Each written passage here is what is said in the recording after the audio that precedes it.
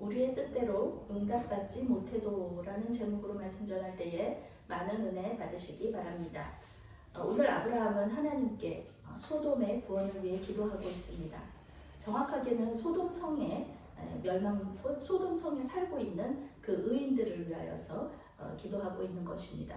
소돔성이 멸망당할 때 의인들이 같이 죽지 않도록 하나님께 기도하는 것입니다. 아브라함은 소돔성과 가까운 헤브론에 살고 있어요.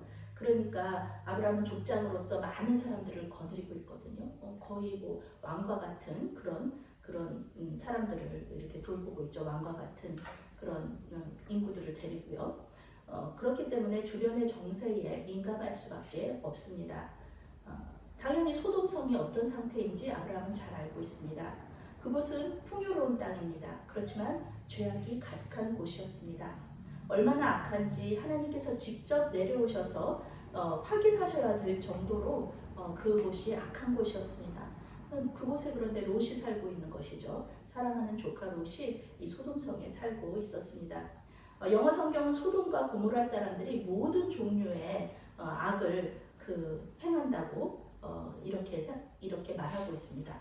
모든 종류의 악을 행하는 일이 그 일이 소리가 돼서 하나님의 귀에 들렸다는 그런 뜻입니다.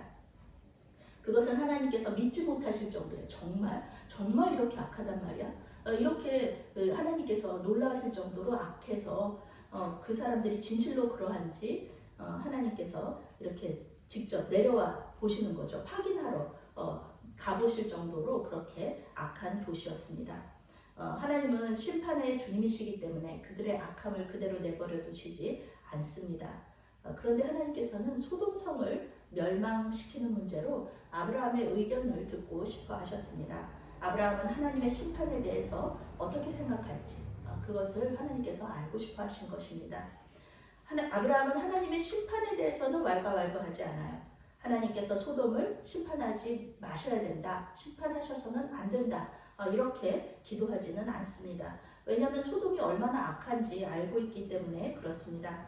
아브라함은 조카 롯을 잊지 않고 있었기 때문에 그 성에 있는 의인들은 구원해 주시기를 하나님께 기도하고 있는 것입니다.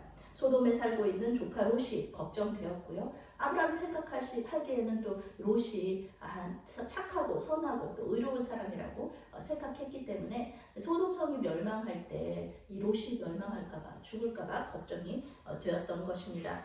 그래서 하나님께 기도하는 것이죠. 하나님 정말 공평하시고 정의로우신 하나님이신데 소돔성에 설마 악한 사람들만 살겠습니까? 하나님 선한 사람들도 살겠죠? 착한 사람들도 살겠죠? 그런데 이 사람들이 하나님이 심판하실 때 그 사람들이 다 죽어버리면 어떡합니까? 하나님 그러면 공정하지 못하시다는 소리 듣잖아요. 하나님 그러니까 의인 50명이 소돔성에 산다 그러면은 그 사람들을 보시고 소돔성을 용서해 주시옵소서. 이렇게 기도하는 거예요. 하나님은 아브라함의 기도에 이렇게 응답하십니다. 그렇게 하겠다. 내가 의인 50명만 있으면 내가 찾으면 그러면 소돔성을 내가 멸망시키지 않겠다. 소돔성을 용서하겠다. 이렇게 말씀하셨어요.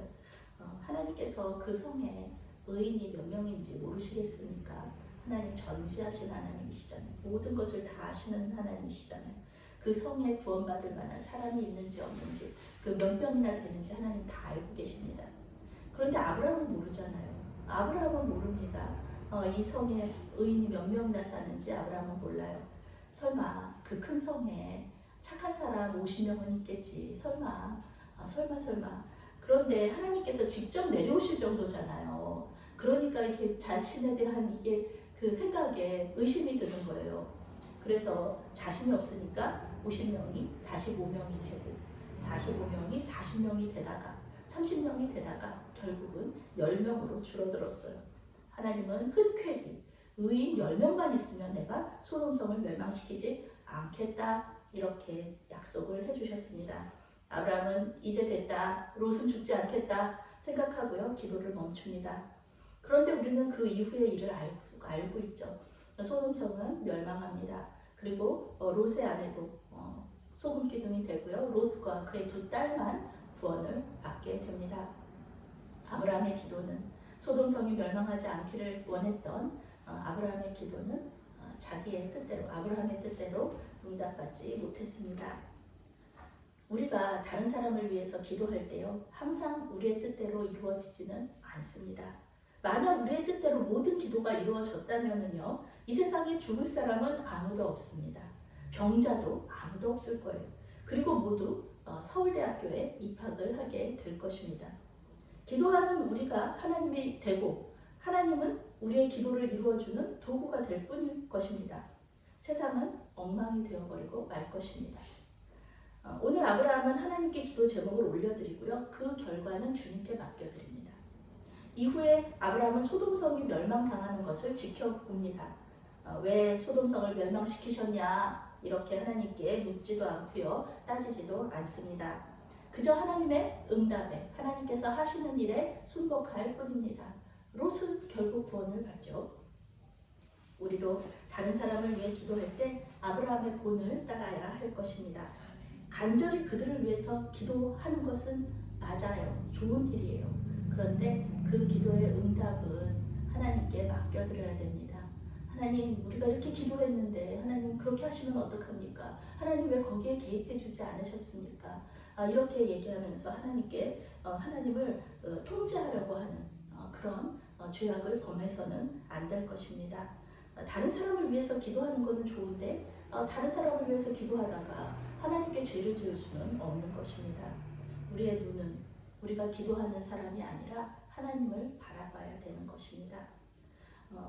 우리가 기도할 때 하나님의 인도하심, 하나님의 뜻하심, 또 하나님께서 그 일을 주관하시고 역사하심을 믿으면서 그것이 우리의 뜻대로 되든지 우리의 뜻대로 되지 않든지 그 결과는 오로지 하나님께 맡겨드리는 저와 여러분이 되시기를 바라겠습니다. 아멘.